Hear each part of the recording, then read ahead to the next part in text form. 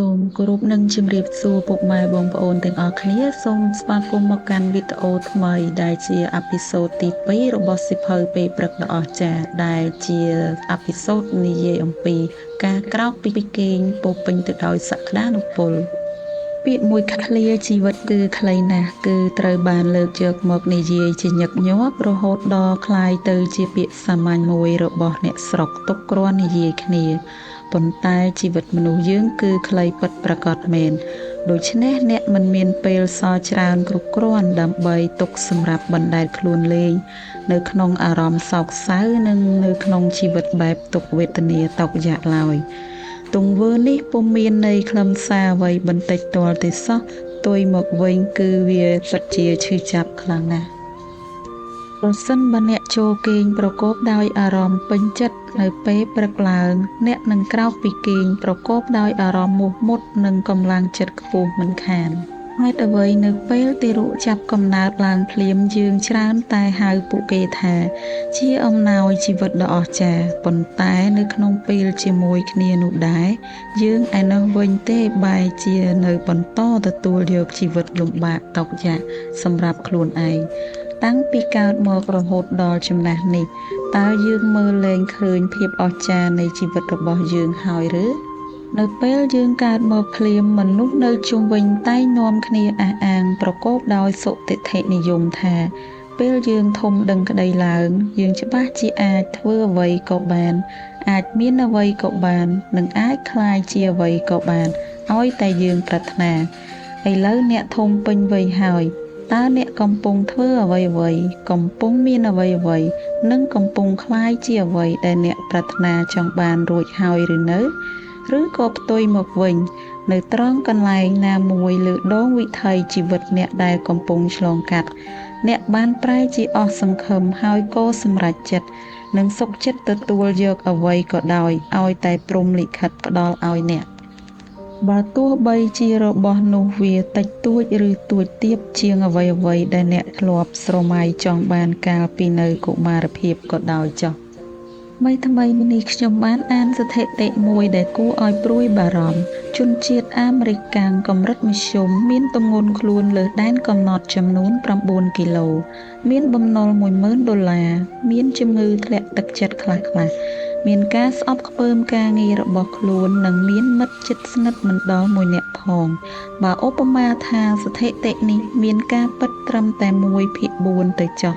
ក៏ជនជាតិអាមេរិកកាំងយើងត្រូវតែភ្ញាក់ខ្លួនឡើងហើយយកចិត្តទុកដាក់លើបញ្ហាទាំងអស់នេះឲ្យបានមែនទែន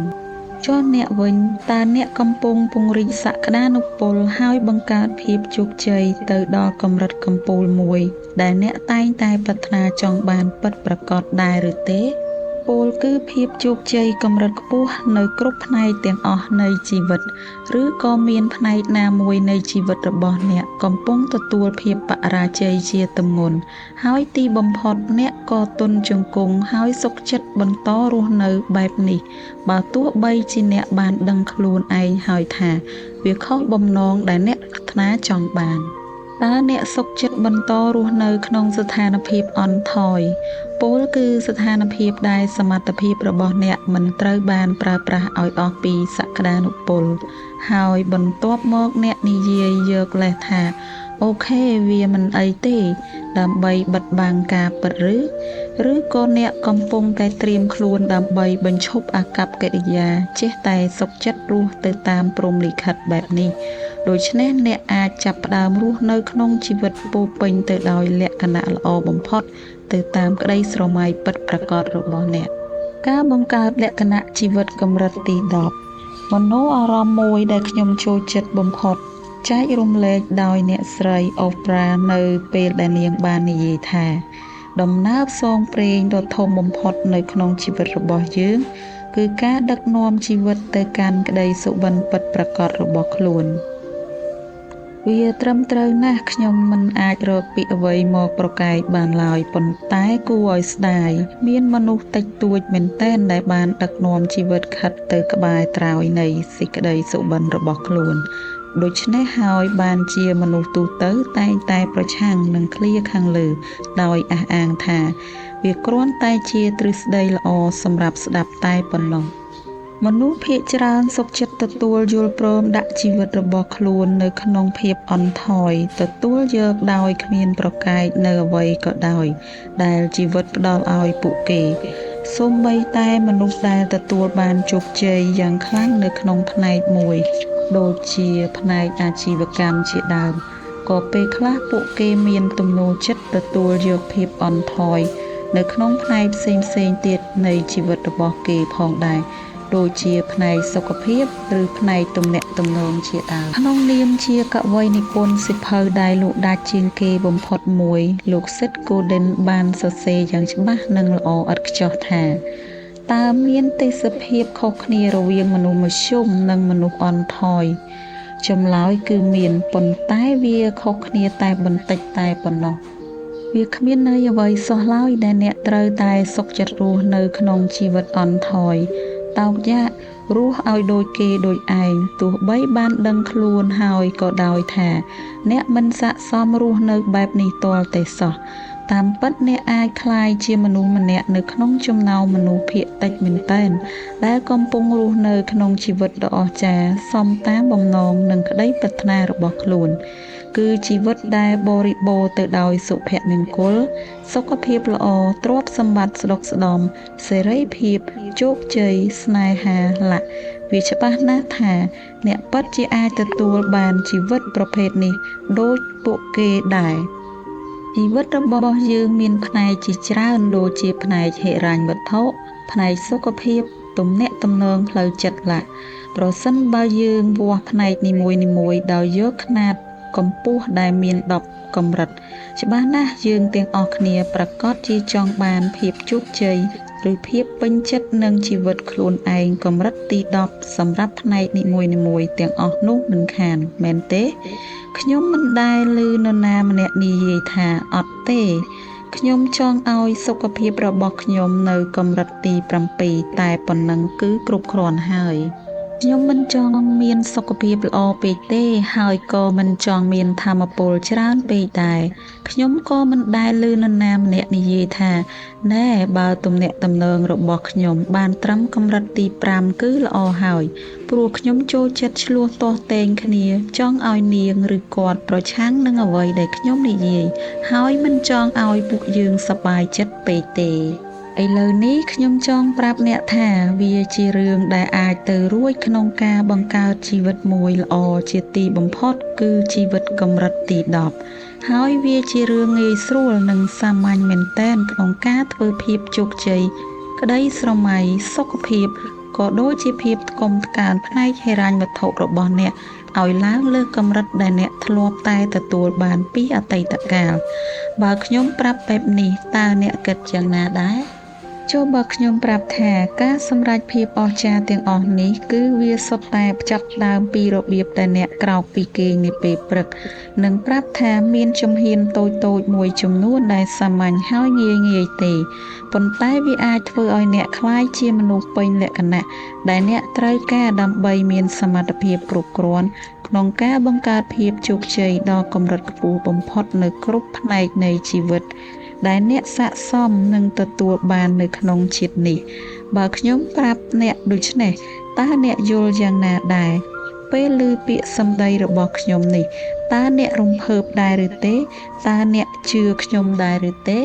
មានមនុស្សមួយចំនួនមិនជឿខ្ញុំទាល់តែសោះពេលឮសម្ដីខ្ញុំព្រោះមនុស្សភាគច្រើនទាំងអស់នោះបានប្រែជាអស់កម្លាំងចិត្តហើយឆ្អែតហើយសាំនឹងជីវិតសពថ្ងៃរបស់ខ្លួនរួចទៅហើយពួកគេធ្លាប់បានព្យាយាមធ្វើអ្វីគ្រប់បែបយ៉ាងនៅក្រោមកម្ដៅថ្ងៃដើម្បីជួសជុលជីវិតរបស់ខ្លួនដើម្បីជួសជុលទំនាក់ទំនងរបស់ខ្លួនប៉ុន្តែទីបំផុតពួកគេនៅតែមិនអាចធ្វើឡើងទៅដល់ចំណុចដែលខ្លួនប្រាថ្នាចង់បានដដែល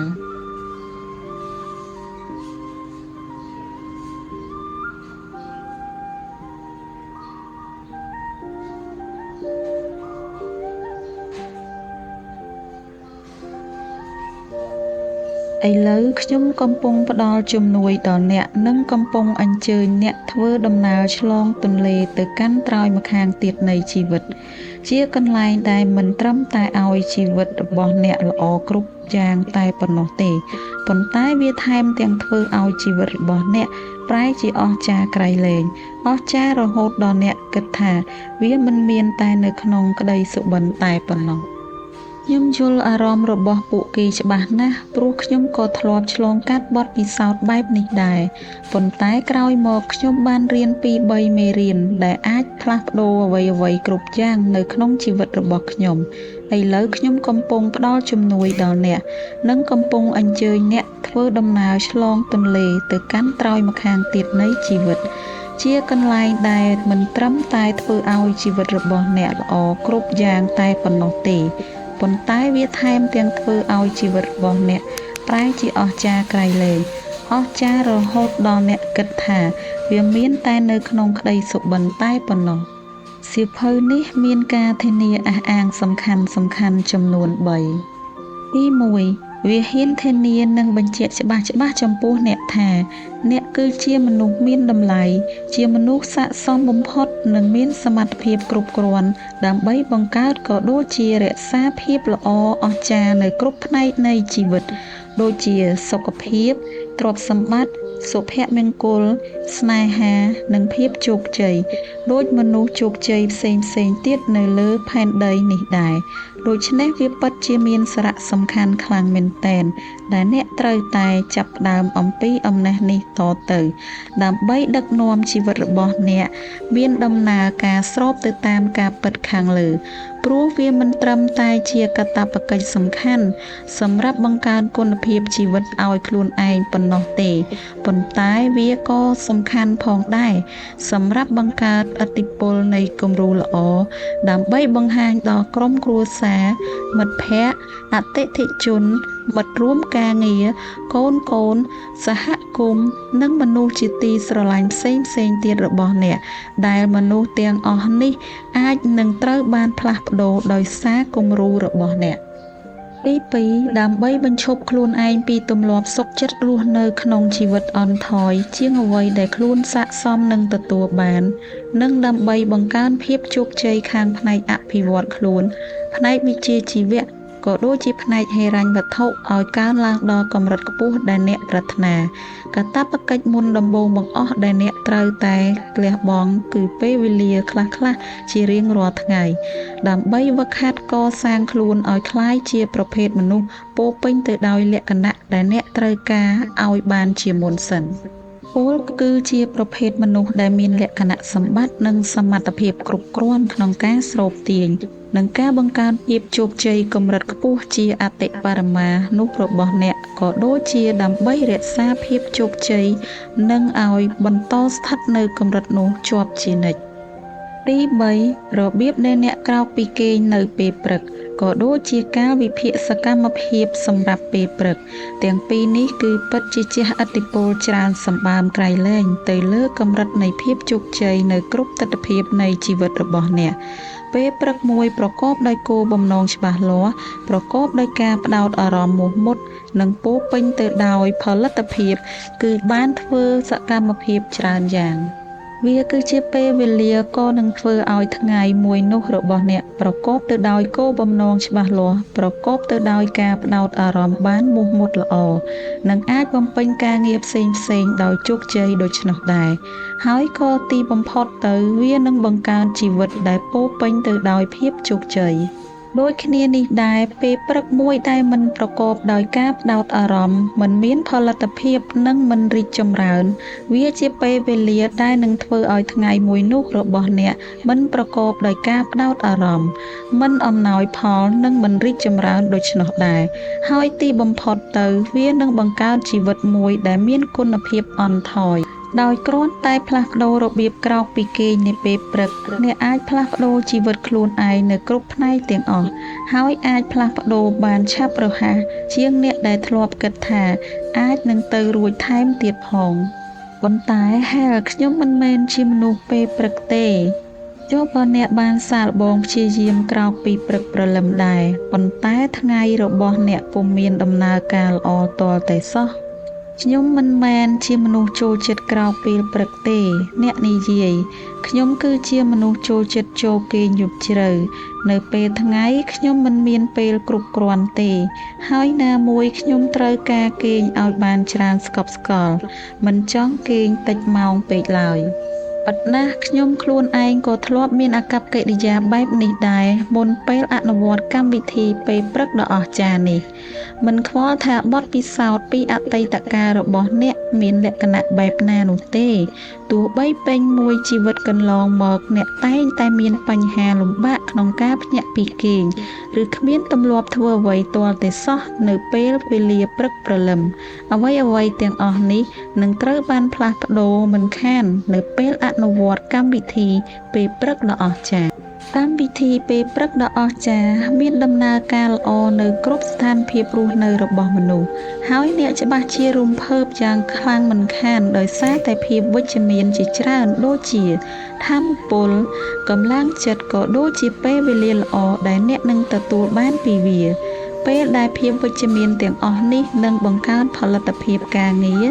កាត់បន្ថយភាពស្មុគស្មាញបានច្រើនមែនទែនធ្វើឲ្យសុខភាពមានការប្រសើរឡើងនិងជាពិសេសទៅទៀតនោះអ្នកនឹងកាន់តែស្វាហាប់ហើយកាន់តែរីករាយចំពោះជីវិតខ្លួនឯងថែមទៀតផងខ្ញុំដឹងថាលទ្ធផលទាំងអស់នេះច្បាស់ជានឹងកើតឡើងជាប្រកបពីព្រោះកន្លងមកមានមនុស្សរាប់ពាន់នាក់រួចទៅហើយនៅជុំវិញពិភពលោកដែលជីវិតរបស់ពួកគេបានផ្លាស់ប្ដូរទាំងស្រុងព្រោះពួកគេបានអនុវត្តកម្មវិធីពេលព្រឹកដ៏អស្ចារ្យតាមរយៈលទ្ធផលជាក់ស្ដែងដែលខ្ញុំទទួលបានជាបន្តបន្ទាប់នៅក្នុងជីវិតផ្ទាល់ខ្លួននិងតាមរយៈការសង្កេតឃើញលទ្ធផលរបស់អ្នកដែលចូលចិត្តកម្មវិធីពេលព្រឹកដ៏អស្ចារ្យវាបានคล้ายទៅជារឿងមួយគួរឲ្យភ្ញាក់ផ្អើលបំផុតមនុស្សដែលទើបតែចាប់ផ្ដើមក្រោកពីព្រលឹមទាំងអស់នោះរាប់តាំងពីសហគ្រិនអ្នកលក់ដូរនិងនាយកប្រតិបត្តិរហូតដល់ស្ត្រីមេផ្ទះសិស្សសាលាវិទ្យាល័យនិស្សិតសាកលវិទ្យាល័យនិងមនុស្សមកពីគ្រប់លំដាប់ថ្នាក់ជាច្រើនទៀតសុទ្ធតែមានក្តីរំភើបនិងភ្ញាក់ផ្អើលក្រៃលែងចំពោះភាពវិជ្ជមានក៏ដូចជាការផ្លាស់ប្ដូរយ៉ាងស៊ីជម្រៅដែលពួកគេបានទទួលរហូតមានមនុស្សជាច្រើននៅក្នុងចំណោមពួកគេថែមទាំងបង្ហោះសារវីដេអូស្ដីអំពីលទ្ធផលរបស់ពួកគេនៅលើ YouTube ថែមទៀតផងហើយបន្ទាប់មកពួកគេបន្តចែករំលែកវាជាមួយនឹងមិត្តភ័ក្តិនៅលើបណ្ដាញសង្គម Facebook និង Twitter តើកម្មវិធីពេលព្រឹកដ៏អស្ចារ្យនឹងបានផ្លាស់ប្ដូរជីវិតអ្នកដោយរបៀបណាខ្ញុំបានទទួលអ៊ីមែលនិងសាររាប់រយពីមនុស្សដែលបានផ្លាស់ប្ដូរជីវិតទាំងស្រុងដោយសារកម្មវិធីពេលព្រឹកដ៏អស្ចារ្យមួយចំនួនបានប្រាប់ខ្ញុំថាកម្មវិធីពេលព្រឹកដ៏អស្ចារ្យបានបណ្ដាលឲ្យពួកគេស្គាល់ច្បាស់អំពីគោលបំណងនិងអត្ថន័យជីវិតពិតប្រាកដរបស់ខ្លួនមួយចំនួនផ្សេងទៀតបានប្រាប់ខ្ញុំថាវាបានជួយបង្កើនផលិតភាពការងារកាត់បន្ថយភាពតានតឹងបង្កើនសុភមង្គលជីវិតនិងថែមទាំងបានបង្កើនប្រាក់ចំណូលរបស់ពួកគេថែមទៀតផងចំពោះមនុស្សភាគច្រើនក្នុងចំណោមពួកគេសៀវភៅនេះបានធ្វើឲ្យពួកគេអាចគ្រប់គ្រងពេលវេលាដ៏មានតម្លៃនិងប្រើប្រាស់វាប្រកបដោយគោលបំណងច្បាស់លាស់ក្នុងដំណើរតាមក្រម៉ាញ់ក្តីសុបិននិងគម្រោងការងារនានាដែលពួកគេបានទម្លាក់ចោលអស់ពេលជាយូរយារណាស់មកហើយគ្រាន់តែអានរឿងស្ដីពីភាពជោគជ័យមួយចំនួននៅដើមទំព័រនៃសៀវភៅនេះភ្លាមអ្នកនឹងមើលឃើញលទ្ធផលជាក់ស្ដែងតែម្ដងអ្នកនឹងឃើញលទ្ធផលបានកើតឡើងនៅក្នុងជីវភាពរស់នៅប្រចាំថ្ងៃមានរឿងឧទាហរណ៍ដូចជាជីវិតរបស់ខ្ញុំមានការផ្លាស់ប្ដូរយ៉ាងឆាប់រហ័សរហូតធ្វើឲ្យខ្ញុំភ្លេចខ្លួនថាមានអ្វីខ្លះបានផ្លាស់ប្ដូរថែមទៀតផងកាលពីមុនអាជីវកម្មរបស់ខ្ញុំកំពុងជួបការលំបាកប៉ុន្តែបន្ទាប់ពីខ្ញុំចាប់ផ្ដើមកម្មវិធីពេលព្រឹកដ៏អស្ចារ្យដោយគ្រាន់តែអនុវត្តលើការជួសជុលខ្លួនឯងជារៀងរាល់ថ្ងៃតែមួយផ្នែកប៉ុណ្ណោះខ្ញុំស្រាប់តែមានការភ្ញាក់ផ្អើលក្រៃលែងដោយឃើញខ្លួនឯងមានសមត្ថភាពអាចផ្លាស់ប្ដូរស្ថានភាពលំបាកបានលឿនយ៉ាងនេះ នេះគឺជាថ្ងៃទី79នៃការអនុវត្តកម្មវិធីពេលព្រឹកដ៏អស្ចារ្យហើយខ្ញុំមិនបានខកខានទេសូម្បីតែមួយថ្ងៃនេះជាលើកទី1ហើយក្នុងជីវិតដែលខ្ញុំបានសម្រេចចិត្តធ្វើកិច្ចការមួយហើយប្រកាន់ខ្ជាប់វាបានយូរជាង2-3ថ្ងៃឬជាច្រើនសប្តាហ៍ដូចពេលនេះនិងសូម្បីតែចាប់ផ្ដើមអនុវត្តកម្មវិធីពេលព្រឹកដ៏អស្ចារ្យកាលពី10 ខែមុនតាំងពីពេលនោះមកប្រាក់ចំណូលរបស់ខ្ញុំបានកើនឡើងទ្វេដងហើយខ្លួនប្រាណរបស់ខ្ញុំមានភាពរឹងមាំជាងពេលណាទាំងអស់ក្នុងជីវិតហើយរឿងជោគជ័យមួយដែលខ្ញុំពេញចិត្តជាងគេខ្ញុំបានស្រកទម្ងន់អស់11 គីឡូក្រាមចាប់តាំងពីអនុវត្តកម្មវិធីពេលព្រឹកដ៏អស្ចារ្យការកើនឡើងខាងប្រាក់ចំណូលភាពប្រសើរឡើងខាងសុខភាពជីវិតការមានវិន័យលើខ្លួនឯងជាងមុនការថមថយភាពស្មុគស្មាញនិងសូម្បីតែការស្រកគីឡូគឺសុទ្ធតែជាលទ្ធផលដែលកើតចេញពីការអនុវត្តកម្មវិធីពេលព្រឹកដ៏អស្ចារ្យនៅក្នុងសៀវភៅនេះនិយាយតាមត្រង់ចុះខ្ញុំមានការភ្ញាក់ផ្អើលខ្លាំងមែនទែនដោយសារអ៊ីមែលនិងសារទាំងអស់នេះហើយខ្ញុំមានកិត្តិយសខ្ពង់ខ្ពស់ណាស់ព្រោះបានក្លាយជាបុរសម្នាក់មានសំណាងល្អបានជួបនឹងចេះបច្ចេកទេសមួយដែលអាចផ្លាស់ប្ដូរគ្រប់ទិដ្ឋភាពនៃជីវិតរបស់មនុស្សយើងបានលឿនរហ័សនិងប្រកបដោយភាពស៊ីជម្រៅយ៉ាងនេះរហូតមកដល់ពេលបច្ចុប្បន្នវាមិនទាន់មានអីនៅឡើយទេបើទោះបីជាអ្នកបាននិងកំពុងតែសុខចិត្តរស់នៅតាមព្រហ្មលិខិតដោយទទួលយកជីវិតអន់ថយជាងអ្វីដែលអ្នកធ្លាប់ប្រាថ្នាចង់បានក៏ដោយទោះបីបច្ចុប្បន្នអ្នកកំពុងមានការលំបាកនៅផ្នែកណាមួយជីវិតក៏ដោយតែខ្ញុំជឿជាក់ថាអ្នកបានត្រៀមខ្លួនរួចជាស្រេចសម្រាប់ការផ្លាស់ប្ដូរយ៉ាងស៊ីជម្រៅលើជីវិតរបស់អ្នកជាការវាយទម្លុះផ្នត់គំនិតចាស់ដើម្បីឡើងទៅដល់កម្រិតបន្ទាប់នៃជីវិតបើអ្នកមិនបានត្រៀមខ្លួនទេម្ល៉េះសមអ្នកមិនកាន់សៀវភៅនេះហើយអានដល់ទំព័រនេះឡើយក្នុងជំពូកបន្ទាប់ខ្ញុំនឹងប្រាប់អ្នកអំពីរបៀបដែលខ្ញុំប្រើប្រាស់កម្មវិធីពេលព្រឹកដ៏អស្ចារ្យរហូតដល់បានផ្លាស់ប្ដូរជីវិតទាំងស្រុងចាប់ពីចំណុចមួយទាបបំផុតដូចជាអាជីវកម្មបានបរាជ័យដោយបន្សល់ទុកនៅប្រាក់បំណុលផ្ទាល់ខ្លួនរហូតដល់$425,000មានជំងឺធ្លាក់ទឹកចិត្តយ៉ាងគំហុកហើយរាងកាយស្ថិតនៅក្នុងស្ថានភាពអាក្រក់បំផុតនៅក្នុងជីវិតរហូតទីបំផុតខ្ញុំប្រែជាអាចកសាងអាជីវកម្មជោគជ័យបានជាច្រើនប្រភេទបានសងបំណុលដាច់អស់100%បានបង្កើនប្រាក់ចំណូលឲ្យខ្លួនឯងចំនួនទ្វេដងនិងបានសម្រេចក្តីសុបិនជីវិតដ៏បរិសុទ្ធរបស់ខ្ញុំគឺក្លាយជាវាគ្មិនលំដាប់ថ្នាក់អន្តរជាតិម្នាក់ល្បីល្បាញដោយសាររឿងរ៉ាវរបស់ខ្ញុំត្រូវបានលើកមកសរសេរនៅក្នុងសៀវភៅលក់ដាច់បំផុតមួយដែលមានចំណងជើងថា Chicken Soup for the Soul នឹងត្រូវបានគេអញ្ជើញធ្វើបទសម្ភាសន៍នៅតាមកម្មវិធីវិទ្យុនិងទូរទស្សន៍ទូទាំងប្រទេសហើយថែមទាំងបានធ្វើឲ្យសក្តានុពលនៃរូបរាងកាយនិងចិត្តរបស់ខ្ញុំឲ្យឡើងដល់ចំណុចកំពូលបំផុតតាមរយៈការរត់ម៉ារ៉ាតុងចម្ងាយ52 ម៉ាយដែលជោគជ័យទាំងអស់នេះបានសម្រេចឡើងតែនៅក្នុងរយៈពេលមិនដល់12 ខែផងអ្នកនឹងរកឃើញផងដែរនៅអាថ៌កំបាំងដែលមិនសូវមានមនុស្សស្គាល់ច្បាស់មួយចំនួនដែលនឹងធានាដល់ការសម្រេចភាពជោគជ័យរបស់អ្នកបានយ៉ាងពិតប្រាកដពេលព្រឹកដ៏អស្ចារ្យមិនត្រឹមតែជាកម្មវិធីប្រកបដោយអំណាចផ្លាស់ប្ដូរតែប៉ុណ្ណោះទេប៉ុន្តែវាក៏ជាកម្មវិធីដែលសាមញ្ញងាយស្រួលនិងរីករាយក្នុងការអនុវត្តថែមទៀតផងវាជាកម្មវិធីម្យ៉ាងដែលអ្នកអាចធ្វើបានដោយគ្មានការប្រឹងប្រែងអ្វីខ្លាំងក្លាឡើយហើយអាចចាប់ផ្ដើមពីពេលនេះតែម្ដងក៏បាន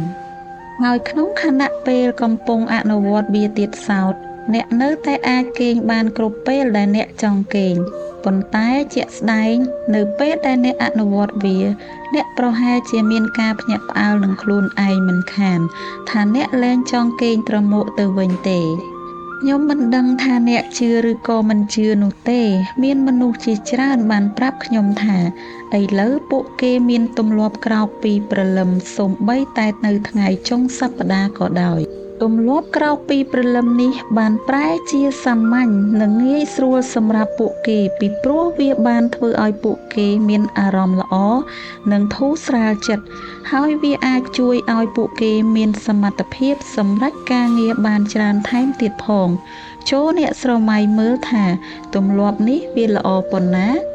លើកណាក៏ដូចជាលើកណាអ្នកដែលបានអនុវត្តកម្មវិធីពេលព្រឹកដ៏អស្ចារ្យបានប្រាប់ខ្ញុំថាអារម្មណ៍ភ្ញាក់ពីគេងនាពេលព្រឹកព្រលឹមរបស់គេគឺអស្ចារ្យដូចអារម្មណ៍ពីក្មេងដែលកាលពួកគេក្រោកពីព្រលឹមដើម្បីស្វាគមន៍ថ្ងៃបុណ្យណូអែលវាមានអារម្មណ៍ល្អខ្លាំងណាស់ចូលស្រមៃមើលថាតើវាល្អអស្ចារ្យប៉ុណ្ណាប្រសិនបើអ្នកចាប់ផ្ដើមរាល់ថ្ងៃនៅក្នុងអារម្មណ៍ល្អបែបនេះខាងក្រោមនេះគឺជាអត្ថប្រយោជន៍មួយចំនួនដែលសាមញ្ញបំផុតប៉ុន្តែវាមានឥទ្ធិពលជ្រាលជ្រៅមែនទែនដែលអ្នកអាចរំពឹងថានឹងទទួលបានពីកម្មវិធីពេលព្រឹកដ៏អស្ចារ្យ1ព្រឹកនីមួយៗរបស់អ្នកគឺពោរពេញដោយកម្លាំងពលំខ្លាំងក្លាឯអារម្មណ៍ក៏រំភើបស្រស់ថ្លានិងពោរពេញទៅដោយកម្លាំងចិត្តដើម្បីប្រើជីវិតឲ្យអស់ពីសក្តានុពលដោយដែលធម្មជាតិបានផ្ដល់ឲ្យអ្នក2កាត់បន្ថយកម្រិតនៃភាពស្មុគស្មាញរបស់អ្នកបានភ្លាម3អាចយកឈ្នះភ្លាមឬរាល់ឧបសគ្គរាល់ទុក្ខលំបាកឬផ្នត់គំនិតមានព្រំដែនដែលអ្នកបាននឹងកំពុងតែទាញអ្នកឲ្យថមថយក្រោយ4ធ្វើឲ្យសុខភាពគ្រប់ផ្នែកទាំងអស់មានភាពប្រសើរឡើងជួយសម្រកទម្ងន់ប្រសិនបើអ្នកចង់បាននិងធ្វើឲ្យខ្លួនប្រាណរបស់អ្នកមានលក្ខណៈល្អសមសួនបានពេញមួយជីវិត5ជួយបង្កើនផលិតភាពការងារហើយបង្កើនសមត្ថភាពក្នុងការរក្សាការផ្ដោតអារម្មណ៍បានមុះមាំលើកិច្ចការដែលជាអាទិភាពកំពូលរបស់អ្នក6កាន់តែមានអារម្មណ៍ដឹងគុណចំពោះអ្វីៗដែលខ្លួនកំពុងមានឯការព្រួយបារម្ភឬក៏កាន់តែតិចតួចទៅ7បង្កើនសមត្ថភាពក្នុងការរកប្រាក់ចំណូលនិងធ្វើឲ្យអ្នកក្លាយជាមនុស្សដែលមានលក្ខណៈទាក់ទាញលុយនិងទ្រព្យសម្បត្តិបានកាន់តែច្រើនឡើងប្រសិនបើអ្នកប្រាថ្នាចង់បាន8គោលបំណងជីវិតដ៏បរិសុទ្ធរបស់អ្នកនឹងត្រូវបានលាតត្រដាងឡើងឲ្យអ្នកឃើញច្បាស់ដែលពេលនោះហើយជាពេលដែលអ្នកនឹងចាប់ផ្ដើមរស់ទៅតាមគោលបំណងជីវិតពិតប្រាកដរបស់អ្នក9អ្នកនឹងលែងសុខចិត្តទៀតហើយគឺលែងសុខចិត្តទទួលយកអ្វីមួយដែលមានកម្រិតតិចតួចជាងកម្រិតដែលអ្នកចង់បានហើយសមនឹងទទួលនៅគ្រប់ផ្នែកនៃជីវិតរបស់អ្នកពេលនោះហើយទើបអ្នកចាប់ផ្ដើមរស់នៅសមស្របទៅតាមខ្សែជីវិតដ៏អស្ចារ្យបំផុតដែលអ្នកអាចស្រមៃចង់បានខ្ញុំដឹងថាការអះអាងខាងលើនេះស្ដាប់មើលទៅគឺដូចជាអស្ចារ្យពេកហើយអត្ថប្រយោជន៍មួយបញ្ជីនេះប្រហែលហាក់ដូចជាការសន្យាដែលជ្រុលមាត់ផងក៏មិនដឹងមានន័យថាវាដូចជាល្អហួសពីការពិតមែនដែរទេប៉ុន្តែខ្ញុំហ៊ានធានាចំពោះអ្នកថាมันមានចំណុចណាមួយនៅខាងលើនេះដែលហួសហេតុហួសពីការពិតឡើយកម្មវិធីពេលព្រឹកដ៏អស្ចារ្យនឹងផ្ដល់ឲ្យអ្នកជារៀងរាល់ថ្ងៃនៅពេលវេលាមួយភាគដែលប្រកបដោយគោលបំណងច្បាស់លាស់ការផ្ដោតអារម្មណ៍និងគ្មានការរំខានហើយអ្នកអាចប្រើពេលវេលាមួយភាគនេះទៅវិនិយោគដើម្បីសម្រេចភាពជោគជ័យលើគោលដៅ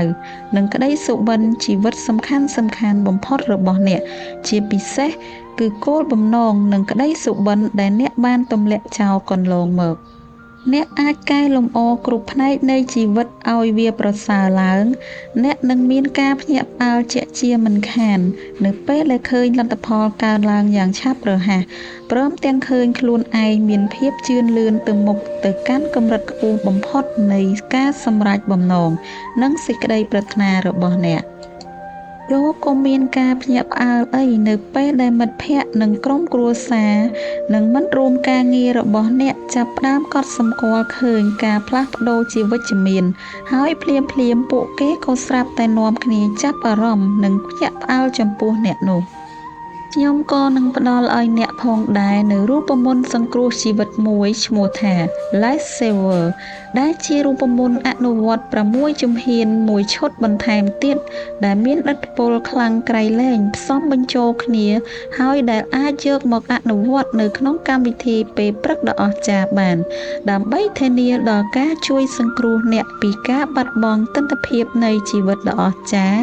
ដែលអ្នកស័ក្តិសមនឹងទទួលសម្រាប់ជាតិនេះជាទិដ្ឋភាពជីវិតមួយប្រភេទដែលបើតាមស្ថិតិបង្ហាញថាមនុស្ស95%នៅក្នុងសង្គមរបស់យើងពុំមានវាសនាបានជួបប្រទះឡើយ